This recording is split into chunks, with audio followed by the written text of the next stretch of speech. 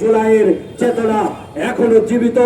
জুলাইয়ের এই দিনে যারা আমার দেশের ছোট্ট ছোট্ট শিশু থেকে শুরু করে ছাত্র শ্রমিকদেরকে হত্যা করেছে, প্রায় হাজার হাজার ১,৫০০-এর মতন ব্যক্তিকে হত্যা করেছে, ছাত্রকে হত্যা করেছে, এই হত্যার বিচার অবিলম্বে আমরা রায় চাই, অবিলম্বে রায় চাই।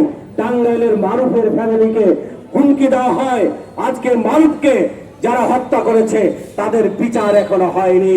ইয়েমেনকে যারা হত্যা করেছে তাদের বিচার হয়নি। আমরা সকল হত্যার বিচার চাই, সাইদ হত্যার বিচার চাই, মুগ্ধ হত্যার বিচার চাই, ইয়েমেন হত্যার বিচার চাই, ওয়াসিম হত্যার বিচার চাই, সকল হত্যার বিচার করতে হবে। আপনি দেখবেন একটি শিশু, তার বয়স এখন ৬ বছর, তিনি কথা বলতে পারেন না, কারণ পুলিশের গলিতে, স্নাইপারের গুলিতে তার মগজ বিচ্ছিন্ন হয়ে গিয়েছে, মগজ পড়ে গিয়েছে, তার মাথার মধ্যে কোনো মগজ নাই, যে কারণে সে শুধু ইশারায় কথাবার্তা বলে, মুখ দিয়ে কোনো কিছু খেতে পারে না। তার মা এই ২ বছর যাবত তাকে নল দিয়ে খাওয়াচ্ছে, আরো কত বছর তাকে নল দিয়ে খাওয়াতে হবে তার মা বলতে পারছেন না, ডাক্তাররাও বলতে পারছেন না, কারণ ওই ছোট্ট শিশুটি ওই আন্দোলনের সময়, জুলাইয়ের আন্দোলনের সময় তার মগজ বের হয়ে গেছে গুলি লেগে। আজকে এই ধরনের নিষ্ঠুর হত্যাকাণ্ডকে মাননীয় প্রধানমন্ত্রী আপনার অন্তরে কাছে না?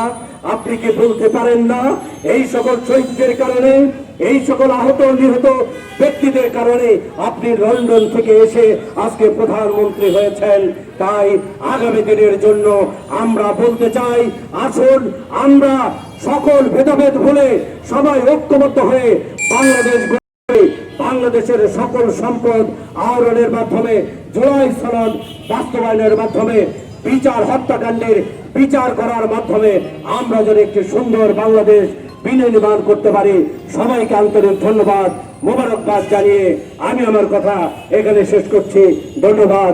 বাংলাদেশ জিন্দাবাদ, বাংলাদেশ জিন্দাবাদ, বাংলাদেশ জামাত ইসলামী জিন্দাবাদ। আসসালামু আলাইকুম ওয়া রাহমাতুল্লাহ।